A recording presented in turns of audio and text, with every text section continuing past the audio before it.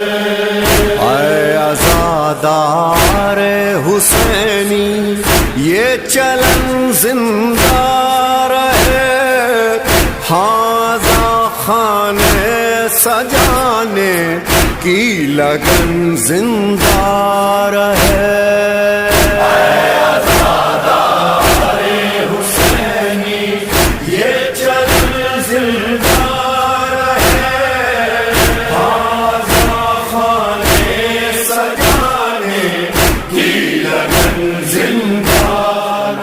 آل محمد صلوات اللہم صلی علی محمد و آل محمد۔ زخم دل کے دکھاؤں میں کیسے،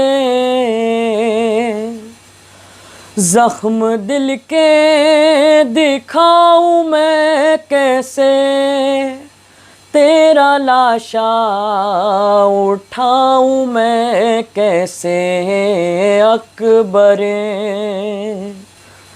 میرا سحر والا اکبر اکبر، میرا سحر والا اکبر۔ لاش اکبر پہ شاہ جب پہنچے، دل کو ہاتھوں سے تھام کر بولے، تیری فرقت نے اے علی اکبر آگ دل میں میرے لگا دی ہے، آگ دل کی بجھاؤں میں کیسے، آگ دل کی بجھاؤں میں کیسے، تیرا لاشا اٹھاؤں میں کیسے اکبر، میرا سحر والا اکبر۔ تو ہے کڑیل جوان اے بیٹا، باپ تیرا ضعیف ہے کتنا، نور آنکھوں کا ہو گیا رخصت، مجھ کو آتا نہیں نظر خیمہ، لے کے خیموں میں جاؤں میں کیسے، لے کے خیموں میں جاؤں میں کیسے، تیرا لاشا اٹھاؤں میں کیسے اکبر، میرا سحر والا اکبر۔ جس نے 18 سال پالا تھا، کیسے دیکھے گی وہ تیرا لاشا، تیری شادی کا تھا جسے ارماں، کیسے جھیلے گی وہ تیرا صدمہ، تیری ماں کو بتاؤں میں کیسے، تیری ماں کو بتاؤں میں کیسے، تیرا لاشا اٹھاؤں میں کیسے اکبر، میرا سحر والا اکبر۔ دیکھ آیا ہے قاصد صغرا، راہ تکتی تھی وہ دکھی بہنا، تجھ کو بیمار نے بلایا ہے، وعدہ صغرا کا کیوں بھلا ڈالا، غم یہ دل سے لگاؤں میں کیسے، غم یہ دل سے لگاؤں میں کیسے، تیرا لاشا اٹھاؤں میں کیسے اکبر، میرا سحر والا اکبر۔ بھائی بہنوں کا ہے عجب رشتہ، جس کا ثانی کہیں نہیں ملتا۔ رو کے صغرا نے یہ کہا اکبر، ایک دکھیا کی لاج رکھ لینا۔ مر گیا تو بتاؤں میں کیسے، مر گیا تو بتاؤں میں کیسے، تیرا لاشا اٹھاؤں میں کیسے اکبر، میرا سحر والا اکبر۔ لطف جینے میں اب کہاں اکبر، دل سے اٹھتی ہے یہ فغاں اکبر۔ صبح عاشور دی تھی جو تو نے، حور لائے گی وہ عزا اکبر۔ تیری صورت بھلاؤں میں کیسے،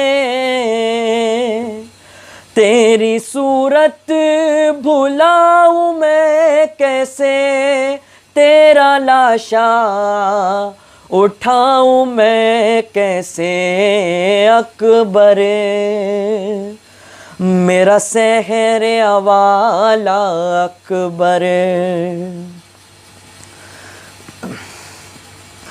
ایسی غربت میں منہ نہیں موڑو، میں ہوں تنہا مجھے نہ یوں چھوڑو۔ کیا گزرتی ہے باپ کے دل پر، غم زدہ دل کو یوں نہیں توڑو۔ اپنی غربت بتاؤں میں کیسے، اپنی غربت بتاؤں میں کیسے، تیرا لاشا اٹھاؤں میں کیسے اکبر، میرا سحر والا اکبر۔ زخم دل کے دکھاؤں میں کیسے، زخم دل کے دکھاؤں میں کیسے، تیرا لاشا اٹھاؤں میں کیسے اکبر، میرا سحر والا اکبر۔ رحم اللہ من قرأ الفاتحہ۔ بسم اللہ الرحمن الرحیم، الحمدللہ ایاک نعبد و ایاک نستعین۔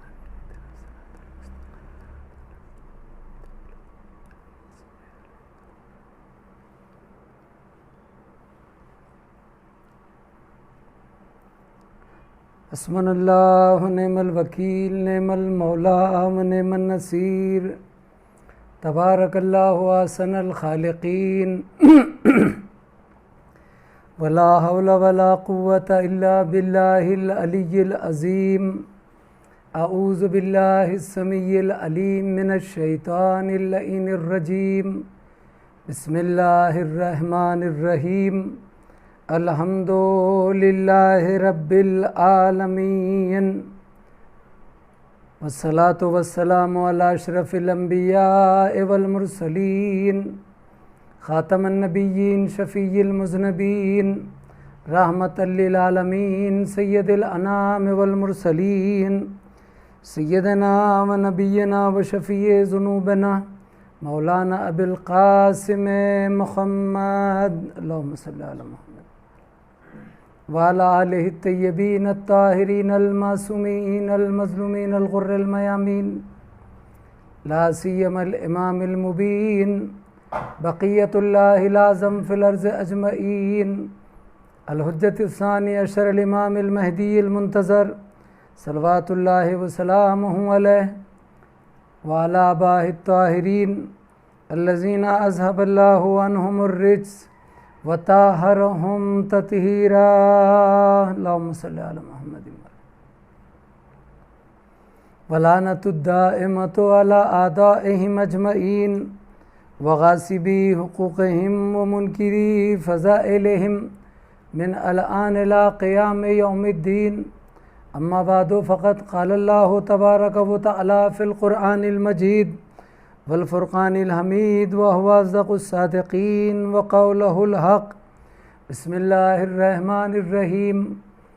یا ایہا الذین آمنوا قوا انفسکم واہلیکم نارا وقودها الناس والحجارۃ علیہا ملائکۃ غلاظ شداد لا یعصون اللہ ما امرہم ویفعلون ما یؤمرون۔ صلوات پڑھ دے بر محمد وآل محمد، اللہم صلی علی محمد وآل محمد۔ عزیزان گرامی، جیسا کہ آن لائن ہماری گفتگو بعنوان جہنم سے، اس عنوان کے تحت کہ جہنم سے کیسے بچے، جہنم سے بچو، اور اس پر مکمل یا سیر حاصل یا جامع گفتگو میں نہیں کر سکا ہوں، اس لیے کہ تمام علماء، خطبہ، ذاکرین اور سننے والے بھی جانتے ہیں کہ آن لائن جو مجالس ہوتی ہے اس میں ہم ویسی تقریر، گفتگو نہیں کر پاتے، جیسا کہ گزشتہ مجالس میں نے اشارے دیے ہیں۔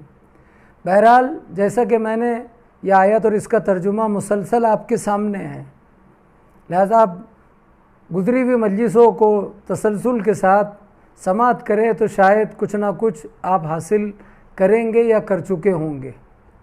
بہرحال ہمیں جہنم سے اگر بچنا ہے، ہم جہنم سے کیسے بچیں اور ہمیں بچنا ہے، اور جہنم سے بچو، یہ تمام یہ ہمارا جو موضوع ہے، سبجیکٹ ہے، ٹاپک ہے، تو واقعاً ہمیں شیطان ملعون کے شر سے اپنے آپ کو بچانا ہوگا، اس کے بہکانے سے، اس کی اتباع اور پیروی سے، اور ہمیں گناہوں سے، محرمات سے، اللہ رسول، امام، قرآن، اہل بیت کی نافرمانی سے اپنے آپ کو بچانا ہوگا، اپنے آپ کو نہیں، اپنے نفس کو۔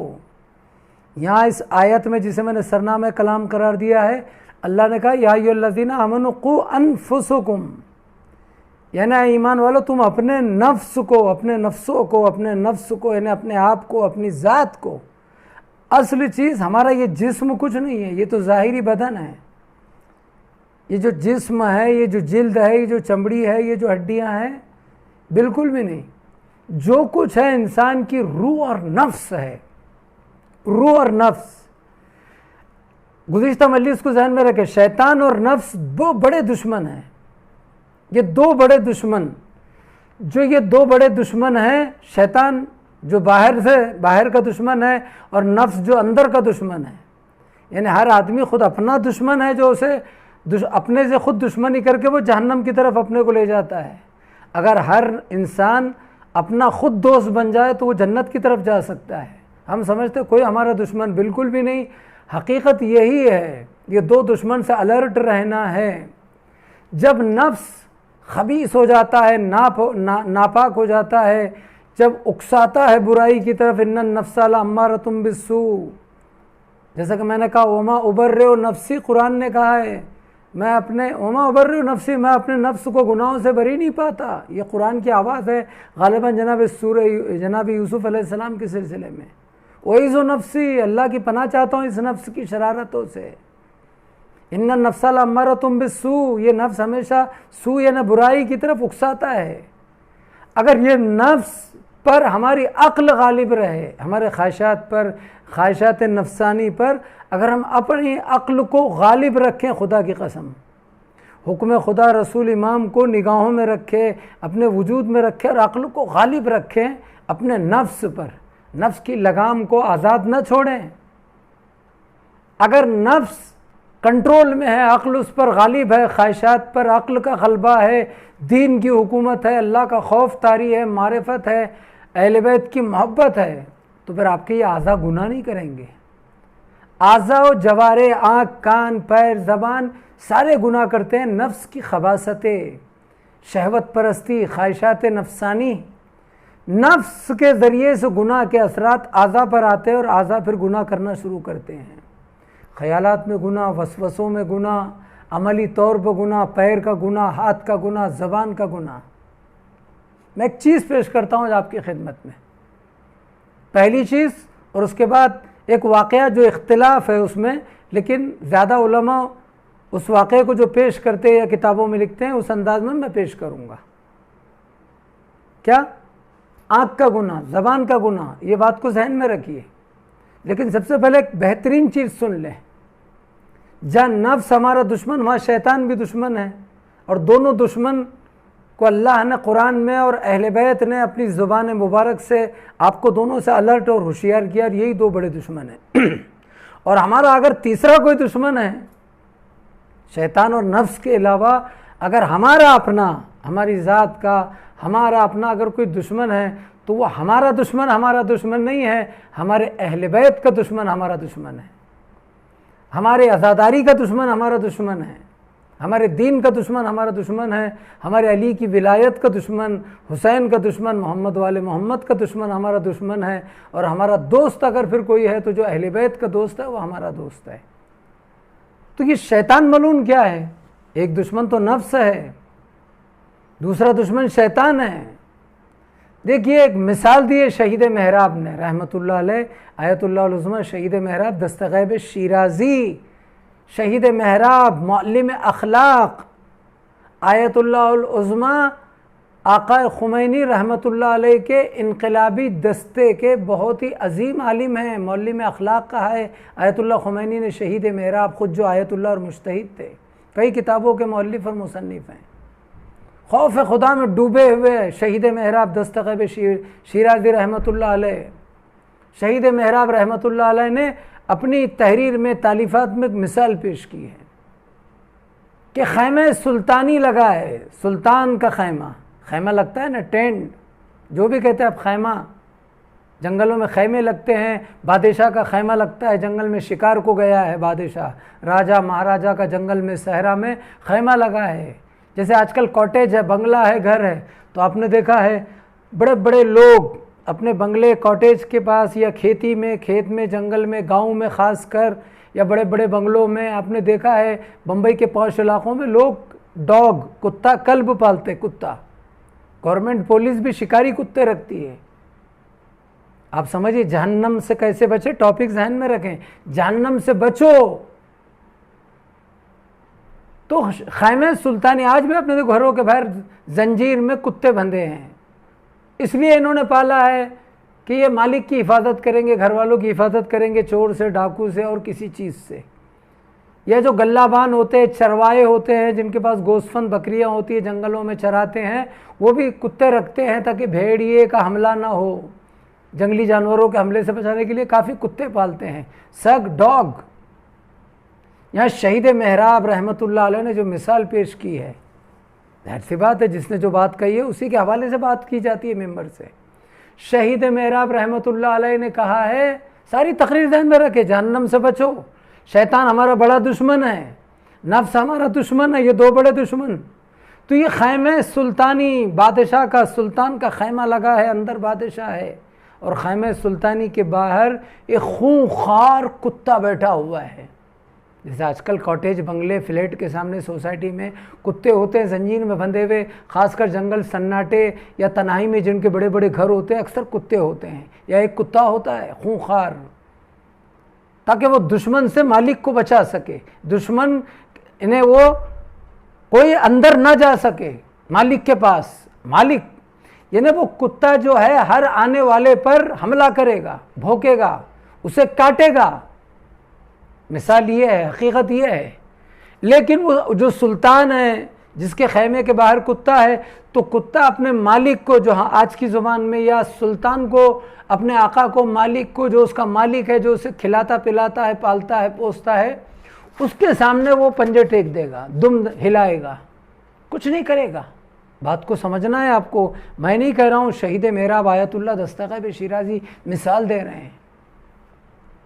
مالک کے انڈر میں ہے یہ خونخوار کتا, لیکن کوئی اجنبی آدمی اگر جانا چاہے تو یہ کتا کیا کرے گا, کیا حالت ہوگی اس انسان کی جو دروازے پر بیٹھا ہوا خونخوار کتا ہے, وہ کیسا کرے گا؟ ذرا سوچنے کی بات ہے. اگر دوستوں کو یا دشمنوں کو اندر جانا ہے, بھئی مالک کا دوست ہے یا دشمن, تو کتا جو ہے لپک کر آ جائے گا, جانے نہیں دے گا, بھوکے گا, حملہ کرے گا, کاٹے گا. شہید محراب رحمت اللہ علیہ نے کہا ہے یہ شیطان ملعون ایک خونخوار کتے کے مانند ہے. مثال دی انہوں نے, ایک خونخوار کتا ہے جو خیمہ مالک کے خیمے کے گیٹ پر ہے, جو بنگلے کاٹیج سوسائٹی کے دروازے پر ہے, جو کسی بھی دوست دشمن کو اندر جانے نہیں دیتا. اس وقت اگر آپ کو مالک کے پاس جانا ہے, اس سے ملنا ہے اور اس کتے سے خونخوار سے بچنا ہے کہ یہ کاٹے نہ, حملہ نہ کرے, جھپٹے نہ, تو آپ کو کس کی پناہ لینا پڑے گی, کس کی مدد لینا پڑے گی اس کتے سے بچنے کے لیے؟ بولیے, اگر روبرو مجمع ہوتا اس خونخوار کتے سے جو خیمہ سلطانی پر ہے, جو مالک کے گیٹ پر ہے, دروازے پر ہے, کاٹیج کے بنگلے کے, آپ کو اندر جانا ہے مالک کے پاس, مالک کے قریب ہونا ہے, اگر اس سے بچنا ہے, یا آپ پر حملہ کرے گا, آپ کو کاٹے گا, تو آپ کو پناہ کس کی لینا ہوگی؟ مدد, ہیلپ مالک کی. کون مالک؟ جس کا غلبہ اور کنٹرول اس کتے پر ہے. مالک چاہے تو کتے کو بھگا دے, مالک چاہے تو کہے خاموش تو خاموش ہو جائے, بیٹھ تو بیٹھے, کھلائے تو کھا لے, مت کاٹنا اس کو تو نہیں کاٹے گا. یعنی آپ کو اس کتے سے بچنا ہے جو خونخوار ہے, تو مالک کی پناہ لینا پڑے گی جو اس کتے کا مالک ہے. شیطان کی مثال شہید محراب نے دی, یہ خونخوار کتا ہے. جب آپ مجلس میں جا رہے ہیں تو یہ گیٹ پر ہے, جب آپ مسجد میں جا رہے ہیں تو یہ مسجد کے دروازے پر ہے, جب آپ حج کو جا رہے ہیں, عمرے کو جا رہے ہیں, نماز جماعت میں جا رہے ہیں, جمعہ میں, عید میں, تو یہ راستے میں, دروازے میں کھڑا ہے. یہ سینما ہال میں نہیں ہے, یہ شراب کے اڈوں پر نہیں ہے, یہ ناچ گانے طوائف کی کوٹھوں پر نہیں ہے, وہاں تو اس کا مشن چل ہی رہا ہے. یہ شیطان وہاں نہیں ہے, ناچ گانے پر, طوائف کے کوٹے پر, شراب کے اڈوں پر, جوئے کے اڈوں پر, برے ٹھکانوں پر جہاں گناہ ہی گناہ ہو رہے ہیں, وہاں نہیں ہے. اس کا تو وہاں کام آٹومیٹک چل رہا ہے, خود بخود اس کا کام مشن زوروں پر ہے. وہ کہاں ہے؟ مسجد میں, مجلس میں, جلوس میں, مسجد کے گیٹ پر کھڑا ہے, عزا خانہ مجلس کے, انجمن کے گیٹ پر, دروازے پر, راستے میں کھڑا ہے. نمازی مسجد کی طرف جا رہا ہے تو کبھی راستے میں, کبھی دروازے میں کھڑا ہے, رکاوٹ ہے. یہ وہ خونخوار کتا ہے. اگر اس سے بچنا ہے تو اس مالک کی پناہ لو جسے ہم اللہ کہتے ہیں. کیوں؟ اس مالک کی جسے ہم خدا کہتے ہیں, اللہ کہتے ہیں. اسی کے لیے کہتے ہیں اعوذ باللہ من الشیطان اللعین الرجیم. جہنم سے بچو. کیسے بچے؟ اعوذ باللہ من الشیطان الرجیم. کیا اس کا فلسفہ؟ اعوذ باللہ ہے, میں اللہ کی پناہ میں ہوں, میں اللہ کی پناہ چاہتا ہوں. من الشیطان الرجیم یا من الشیطان اللعین الرجیم. شیطان رجیم, شیطان ملعون کے شر سے. من الشیطان اللعین الرجیم, شیطان ملعون کے حملوں سے, اس کے شر سے, اس کے بہکانے سے. اعوذ باللہ, میں اللہ کی پناہ, اللہ کی پناہ چاہتا ہوں. یعنی مالک کون ہے؟ اللہ. اسی کا کنٹرول ہے اس ملعون پر. اسی نے تو مدت دی ہے, مالک نے زندگی دی ہے, حیات دی ہے, اختیارات دیے, اس کی عبادتوں کا صلہ دیا. یہ اس کا رحم و کرم اور عدالت ہے, اس کا انصاف ہے, یا اس کا فضل ہے, جو بھی ہے. تو اگر اس ملعون خونخوار کتے سے, جو کتے سے بھی زیادہ خونخوار ہے, ایک انسان کے لیے جو نفس کے ساتھ ساتھ تمہارا دشمن ہے, تمہیں جہنم سے بچائے گا نہیں یہ شیطان, یہ خونخوار کتا, یہ تو اس سے بچنا ہے تو کس کی پناہ لیتا ہے انسان؟ جب خیمے میں, کاٹیج میں جانا ہے تو مالک سے کہتا ہے جناب ذرا آپ کے کتے کو کنٹرول کیجئے. آپ نے دیکھا ہے, دن رات تجربہ ہے آپ کو, تو مالک کی پناہ لیجئے. اس لیے ہم کہتے ہیں اعوذ باللہ من الشیطان الرجیم. اس کے بعد بسم اللہ کہہ کے مجلس شروع کرتے ہیں، خطبہ پڑھتے ہیں، نماز پڑھتے ہیں۔ انہیں نماز جیسی عبادت ہو یا قرآن جیسی تلاوت بھی ہو تو یہ خونخوار کتے سے اگر بچنا ہے تو اس مالک کی پناہ لینا ہی ہوگی۔ اعوذ باللہ من الشیطان الرجیم کہہ کر، بسم اللہ الرحمن الرحیم کہہ کر، اعوذ باللہ من الشیطان الرجیم کہہ کر اللہ کی پناہ لیتے ہیں، اور بسم اللہ الرحمن الرحیم کہہ کر اللہ جو رحمان الرحیم ہے اس کی مدد لیتے ہیں، تاکہ ان دشمنوں سے ہم مومن مسلمان نیک انسان محفوظ رہیں، جو ہمیں جنت سے پہنچنے سے روک نہ سکے، جو ہمیں اللہ کے قریب ہونے سے روک نہ سکے۔ جہنم سے کیسے بچیں؟ یہ اس کے جوابات ہیں، پوائنٹ ہیں، نکات ہیں، آپ سمجھیں یا نہ سمجھیں۔ میں الفاظ کا، جملوں کا ذمہ دار ہوں، کسی کے ذہن کا نہیں۔ یہ خونخوار کتا ہے جو خیمے پہ بیٹھا ہے، گیٹ پہ، دروازے پہ، لہذا مالک کو بلانا ہوگا، یہ کتا بھونک رہا ہے، کاٹے گا، ڈسے گا، جو بھی ہے، انجیکشن لینے ہوں گے، ہمیں خطرہ ہے، لیکن مالک کے سامنے رام ہو جائے گا، مالک کا اس پر کنٹرول ہے، اختیار ہے، لہذا مالک حقیقی کی پناہ لو اس خونخوار درندے سے، بدتر شیطان سے، کہ جو خونوں میں شامل ہو جاتا ہے، نس میں، رگوں میں ایسا شامل ہو جاتا ہے، کچھ سوچنے کا موقع نہیں دیتا۔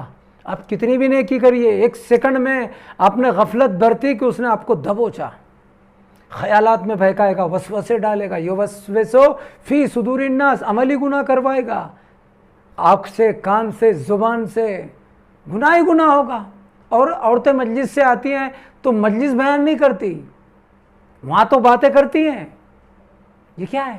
جہنم سے کیسے بچے؟ جہنم سے بچو، نفس ہمارا دشمن ہے، شیطان ہمارا سب سے بڑا، اور نفس ہمارا سب سے بڑا دشمن ہے۔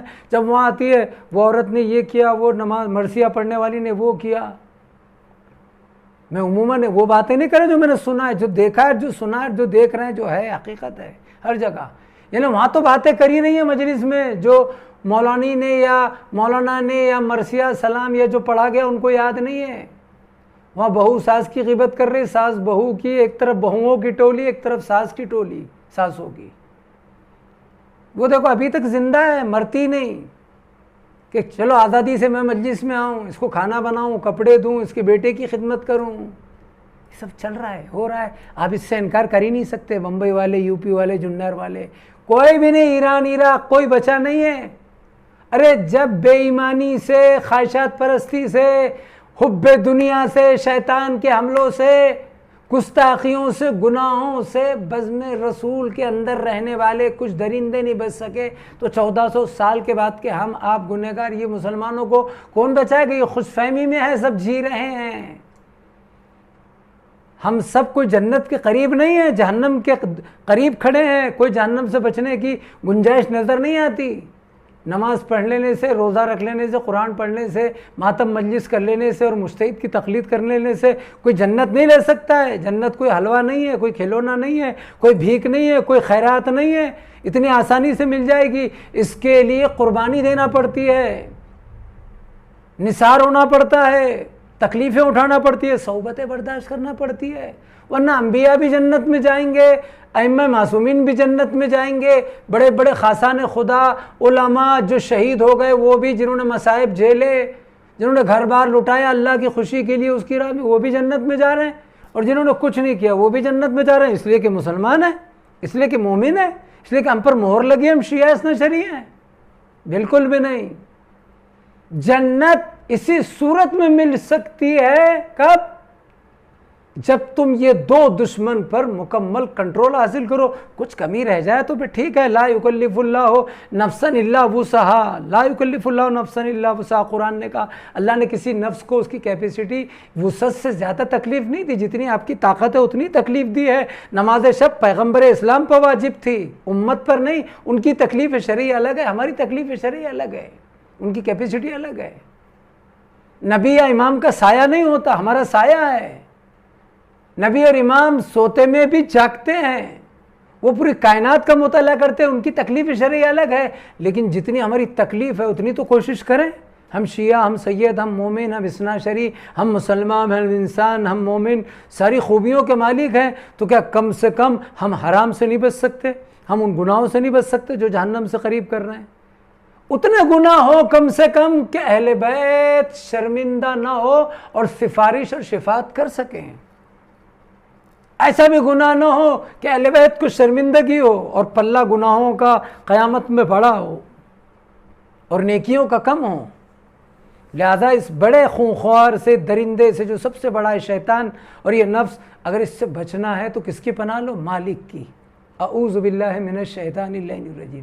اس لیے نماز سے پہلے، نماز واجب ظہر اثر مغرب عشاء صبح، اس سے پہلے مستحب ہے نا، جیسا وضو کریں ہم مصلی پر کھڑے ہوئے تو بڑے بڑے علماء جماعت میں پڑھاتے ہیں یا آپ پڑھتے ہیں جو جانتے ہیں، تو ہم نماز سے پہلے کیا کہتے ہیں؟ استغفر اللہ ربی واتوب الیہ، استغفر اللہ ربی. ابھی نماز میں شامل نہیں ہوئے، ابھی نیت نہیں باندھی، ابھی تکبیرۃ الاحرام نہیں کہا ہے. ہم تو نماز پڑھ رہے ہیں، پھر استغفار کیوں؟ اس لیے کہ نماز میں آنے سے پہلے نہ جانے ہم نے کتنے گناہ کیے ہیں آنکھوں سے، زبان سے. اب جب معبود کی بارگاہ میں آئے تو استغفار کے ذریعے تھوڑے دھبے ہٹا دے، صاف کر لے. استغفار پڑھتے ہیں، کچھ نہیں ہے تو عام آدمی نماز سے پہلے استغفر اللہ ربی واتوب الیہ، درود محمد والے محمد پر صلوات پڑھ لے، اللہم صلی علی محمد وآل محمد، ہے نا، صلوات پڑھ دیں کم سے کم. یا بعض علماء جو مستحب ہے کیا پڑھی جاتا ہے؟ انا صلاتی و نسکی و محیایا و مماتی للہ رب العالمین. یہ قرآن مجید کی آیت ہے. انا صلاتی و نسکی و محیایا و مماتی للہ رب العالمین. بے شک انا صلاتی و نسکی و محیایا و مماتی، بے شک میری یہ نماز، میری یہ زندگی، میری یہ حیات، میرا یہ سب کچھ، میری یہ موت،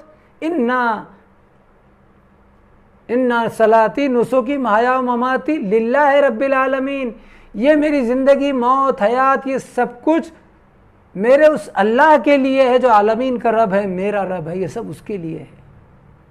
انا صلاتی نسکی و محیا و مماتی للہ رب العالمین، عالمین کا پالنے والا اللہ جو میرا رب ہے، یہ زندگی، موت، یہ حیات، یہ لائف سب اسی کے لیے. اب میں اس کی بارگاہ میں کھڑا ہوں، یہ نماز سے پہلے پڑھنا مستحب ہے. یا بہت سے علماء کہتے ہیں دیکھیں شیطان ملعون سے پناہ، اعوذ باللہ من الشیطان الرجیم، یہ آپ کو دل میں پڑھنا ہے. جب آپ نیت باندھ چکے نماز کی، اللہ اکبر کہہ چکے، اب سورہ الحم فاتحہ پڑھیں گے، بسم اللہ شروع کرنے سے پہلے دل میں پڑھیے اعوذ باللہ من الشیطان الرجیم، اور پھر کہیے بسم اللہ الرحمن الرحیم، مغرب میں، عشاء میں، صبح میں، فجر میں، ظہر عصر میں. مستحب ہے، تاکید ہے.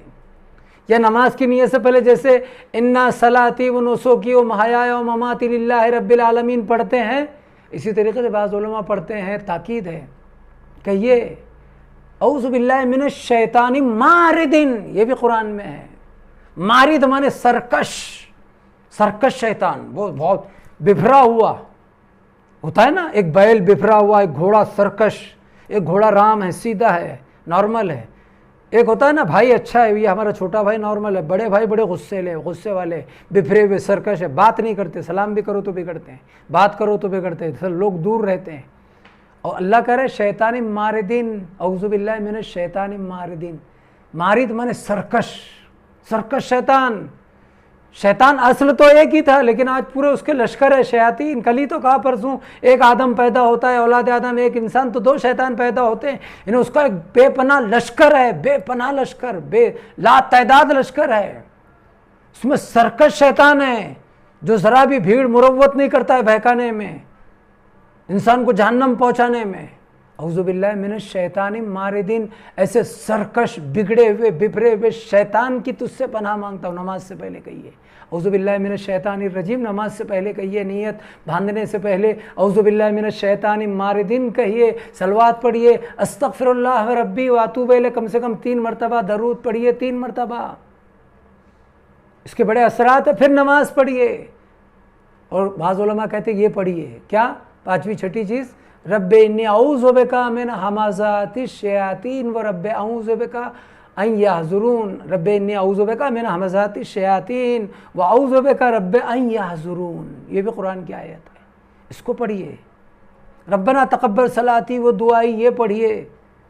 قد افلح المؤمنون الذین هم فی صلاتهم خاشعون. کامیاب و مومنین جو نمازوں میں اللہ کے سامنے خوف سے گڑ گڑاتے ہیں. یہ سب پڑھنا مستحب ہے، بتایا گیا نماز واجب یا سنت اس سے پہلے، تاکہ انسان کا نفس، روح، اعضاء، جوارح اپنے آپ کو اللہ کے لیے اس کی بارگاہ میں اس کی طرف متوجہ ہونے کے لیے تیار کرے. ڈائریکٹ آئے کھڑے ہو گئے اللہ اکبر، 200 गालियाँ दे के आया, 200 गीबत करके आया, है ना, 2 किलो इल्ज़ामात और हसद करके आया, 2 किलो गीबत करके आया, किसको दिल दुखा के आया, हराम माल खा के आया, लुक़्मे नजीस खा के आया है, क्या क्या करके आया और खड़ा हो गया अल्लाह अकबर। कुश्ती थोड़ी लड़ना है कि शुरू हो गया, फाइटिंग थोड़ी करनी है। वुज़ू क्यों रखा है, दुआएं क्यों रखी है, ये नमाज से पहले ये सुन्नत मुस्तहब क्यों है, ये जो मैंने बताया ये पढ़ना है, ताकि इंसान वाजिब नमाज से पहले अल्लाह अकबर, क़ुर्बत नमाज पढ़ता हूँ ज़ोहर की 4 रकात क़ुर्बतन इलल्लाह, वाजिब क़ुर्बतन इलल्लाह, अल्लाह अकबर। तो ये क़ुर्बत से पहले, अल्लाह के सामने खड़े रहने से पहले, अब जब खड़े हैं अभी तकबीर कहेंगे उससे पहले ये चीज़ें पढ़िए, ये ज़िक्र, ये अस्कार, ये कुरान की आयत, ये आले मोहम्मद पर दरूद सलवात, ये जो जुमले हैं शैतान की पनाह, ताकि आपका नफ्स वजूद जो गुनाह करके आया इस्तग़फ़ार सलवात के ज़रिए थोड़ा कुछ अल्लाह माफ़ कर दे कि मेरा बंदा मेरे करीब आया है, तो ये जो इसने 5-6 घंटे नमाज से पहले कुछ ऐसे वैसे गुनाह किए हैं तो ये धुल जाए, इसके धब्बे कुछ कम हो जाए और इंसान में असरात पैदा हों, नमाज के असरात, नमाज की तैयारी, आमादगी, ताकि जहन्नम से बचें। आसार नमाज पैदा करो, आसार वज़ू, खौफ, सलवात, बिस्मिल्लाह, इन्नल्लाह युहिब्बुत तव्वाबीन व युहिब्बुल मुतताहिरीन, अल्लाहुम्मा सब्बित क़दमी अला सिरातिक। नमाज वज़ू करते वक्त ये सारी दुआएं बताई गई है ताकि आसार वज़ू ज़िंदा रहे, आसार नमाज, नमाज के लिए आमादगी, आसार, तैयारी, ऐसा तैयार रहो, ऐसे ही नहीं खड़े हो गए। हम तो ऐसी वैसी पढ़ते हैं, बोल रहे हैं, अमल नहीं होता है, सोचने की बात है। ताकि क्या है, शैतान मलून खूंखार दरिंदा है सबसे बड़ा, इसके शर से तैयार होकर पूरे तरीके से पहले हम 5 मिनट रेडी तैयार रहें। किसी डॉक्टर, जज, नेता, मंत्री, बड़े आदमी के सामने जाते हैं तो टाई, कोट, खुशबू, डॉक्टर के पास एमडी है ना, तैयार होकर जाते हैं। रिसेप्शन में, शादी में लोग देखेंगे डॉक्टर, इंजीनियर, जज, नेता, इतना भीड़ मजमा होगा, हमें देखेंगे कैसा गंदा मैला कुचेला आया है, ढंग के कपड़े नहीं, टाई प्रेस किए हुए, और हम कैसे लुंगी पे चले, बनियन पे खड़े हो गए। अल्लाह के सामने सबसे बड़े मालिक और बादशाह के सामने यूं ही खड़े हो गए। सबसे बड़े मालिक और बादशाह के सामने कोई तैयारी नहीं, कोई खुशबू नहीं, इसलिए इस्लाम ने कहा कंघी करो, टोपी पहनो, अबा, खबा, अम्मामा, दाढ़ी, कुर्ता, अच्छा लिबास, खुशबू इस्तेमाल करो, अपने आप को प्यारा बनाओ, नहाओ धो, वुजू रखा है। जहन्नम से बचो, कैसे बचें? ताकि वजूद, नफ्स, रूह अल्लाह की तरफ आमादा रहे। पनाह ले ली, दरूद भेज दिया, इस्तग़फ़ार कह दिया, और कुछ बच गया कि दिन भर ऐसा किया है, अब तेरी बारगाह में आया हूँ, अब अल्लाह अकबर, तो चीज़ याद रहेगी कि अब तो वाजिब में दाखिल हो गया, अभी तक तो मैं सुन्नत कर रहा था, तो मुझे वाजिब कैसा करना है, खुशू खुजू से, पूरे खौफ के साथ। आप बात को समझिए अज़ीज़ान गिरामी, तभी तो आप बच पाएंगे। यूँ बेढंगी ज़िंदगी का कोई मकसद नहीं है। सुबह होती है, शाम होती है, ज़िंदगी यूं ही तमाम होती है। तो अज़ीज़ान गिरामी, दामन वक्त में गुंजाइश नहीं है। मैं समझता हूँ कि एक ही मजलिस बची है और उसके बाद रोज़े आशूर और शाम गरीबा के मसाइब की मजलिस रहेगी। लेकिन एक बात जहन में रखें, वाक़ई जहन्नम से बचना है और गुनाहों से बचना है तो मौला अमीरुल मोमिनीन का कौल है, एक फरमान, बड़ा मोतेबर हदीस और कौल और फरमान है हमारे और आपके मौला अमीरुल मोमिनीन अली इब्न अबी तालिब अलैहिस्सलातु वस्सलाम, हमारी जान कुर्बान हो हमारे मौला के नाम पर, उनके खाके अक़दाम पर, अल्लाहुम्मा सल्ली अला मुहम्मद वाले। हमारे मौला क्या फरमाते हैं, देखिए ये बात भी इससे हटके नहीं है, टॉपिक से ताल्लुक़ रखती है ये बात, बड़ी कीमती है, इसमें कूज़े में समंदर है। मौला अमीरुल मोमिनीन बड़े फ़ज़ाइल व मनाक़िब, यानी अल्लाह की ज़ात के बाद सबसे अफजल रसूल की ज़ात है कायनात में, अव्वलीन व आखरीन, तमाम आलमीन में। यानी जब से दुनिया बनी है, जब से खुदा की खुदाई है, और जब तक खुदाई और कायनात और आलमीन और दुनिया रहेगी, तब तक सबसे बड़ा खुदा, खुदा के बाद रसूल अकरम सल्लल्लाहु अलैहि वसल्लम, और उसके बाद सबसे बड़ी ज़ात मौला अमीरुल मोमिनीन की और अइम्मे मासूमीन की है। उसके बाद फिर अम्बिया हैं, यानी रसूल हैं, अम्बिया हैं, और फिर मलाइका या उलमा या सबके अलग अलग मरातिब हैं। अहले बैत अतार के मुकाबिल में आप किसी को खड़ा नहीं कर सकते, हराम है, गुनाह है। वाक़यात दलील है। महफिल मुस्तफ़ा में मैंने आग़ाए बुरूजर्दी, आयतुल्लाह उज़्मा आग़ाए बुरूजर्दी का वाक़या पेश किया था, इमाम ज़माना की अज़मत, स्टेटस और मकाम के लिए, आपने सुना होगा, यूट्यूब पर है। कितनी आसानी से हम ऐसा काम ना करें कि जहन्नम में चले जाएं। یہاں پر وہ فرمان امیر المومنین دے کر جاتا ہوں، یقیناً اگر وہ فرمان آپ سمجھ لیں گے تو یقیناً جہنم سے بچیں گے، پورا عشرہ کامیاب ہوگا۔ میرے لیے تو بڑا قیمتی ہے۔ کیا کہتے ہیں مولا امیر المومنین؟ کیا فرماتے ہیں مولا امیر المومنین؟ علی علیہ السلام فرماتے ہیں جس کے جان اور مال میں، دیکھیں مولا امیر المومنین کا فرمان کوزے میں سمندر، ہمارے لیے بات چھوٹی سی نظر آئے گی، علی کا کلام ہے، امام کا کلام ہے۔ کلام امام امام الکلام ہوتا ہے، کلام امام امام الکلام، یعنی امام کا کلام تمام کلاموں کا امام ہوتا ہے۔ جیسے یہ امام جماعت ہے، جتنے نمازی ہیں سب کے امام ہیں، سب ان کے پیچھے۔ دنیا میں جتنے کلام ہیں خدا کے کلام کو چھوڑ کر اور ہمارے رسول کے کلام کو چھوڑ کر، ہمارے 12 امام کا جو کلام ہے، سب کے کلاموں کا امام ہے علی کا، حسن کا، حسین کا، ائمہ معصومین کا کلام۔ کلام امام امام الکلام ہے۔ مولا علی کیا فرما رہے ہیں؟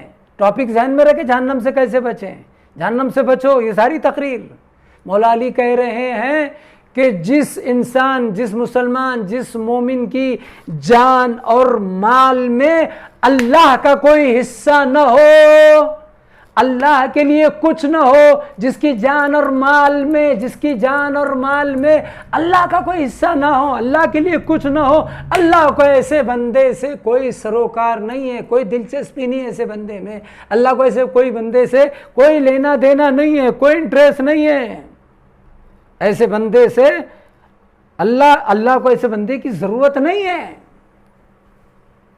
ذرا سوچ، ایسے بندے کی ضرورت نہیں ہے جس کی جان اور مال میں اللہ کے لیے کچھ ہی نہ ہو۔ یہ خمس، یہ زکوٰۃ، یہ فطرہ، یہ چیریٹی، یہ کیا ہے؟ اسی لیے رکھا گیا ہے۔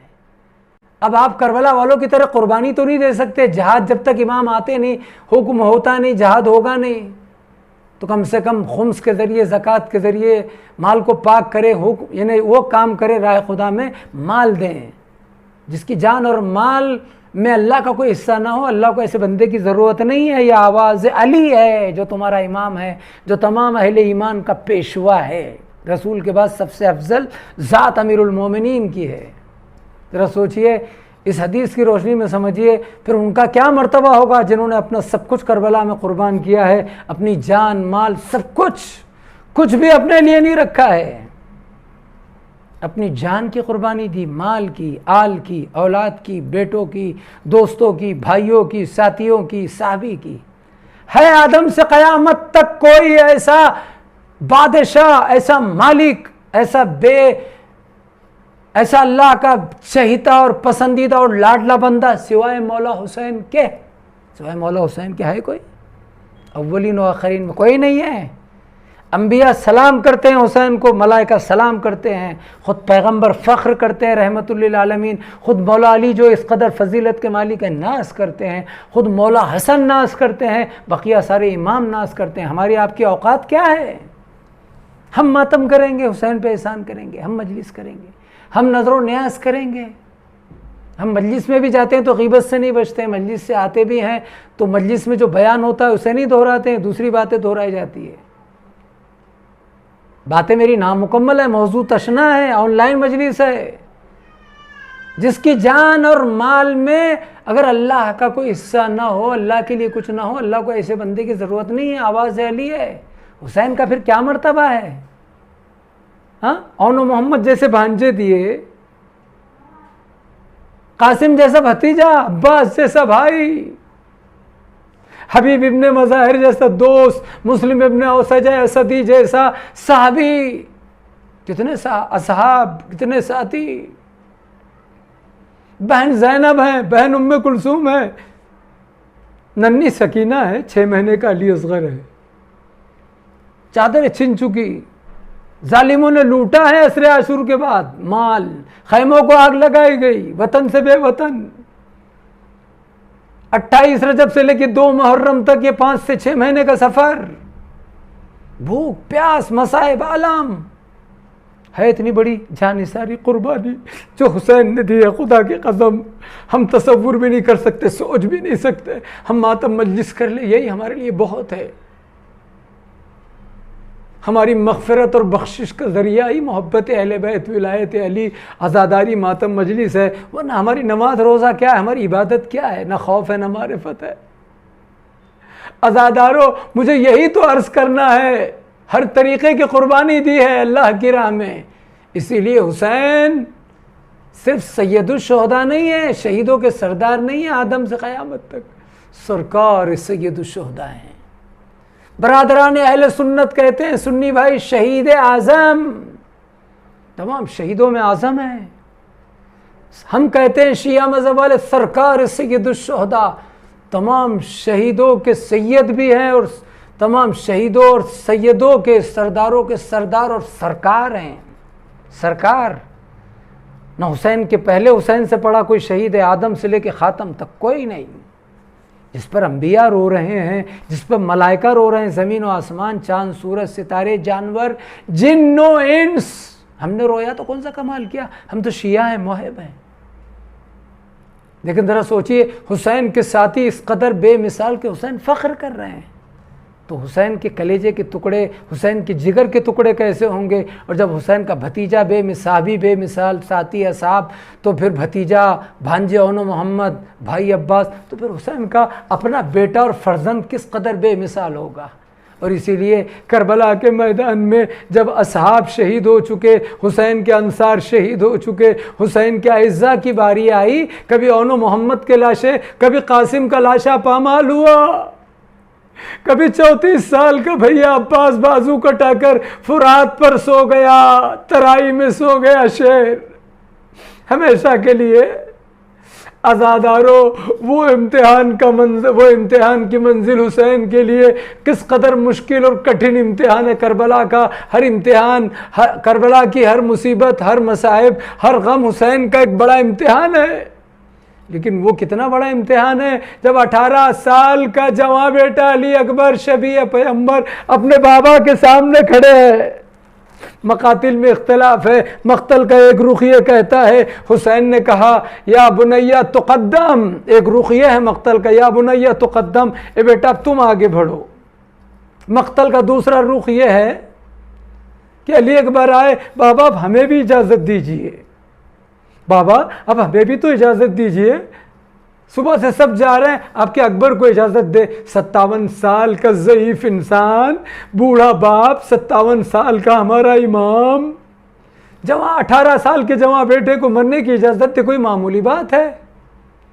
لیکن جب بیٹے کا اصرار بڑھا تو مولا حسین نے کہا میرے لال اکبر، بالکل، لیکن میرے لال ہم باپ ضرور ہیں، ہمارا تم پر حق ہے، لیکن تم پر تمہاری پھوپھی کا بھی حق ہے، تمہاری ماں بہنوں کا بھی حق ہے، تمہاری پھوپھی نے تمہیں پالا ہے، جاؤ ان سے بھی اجازت لے لو۔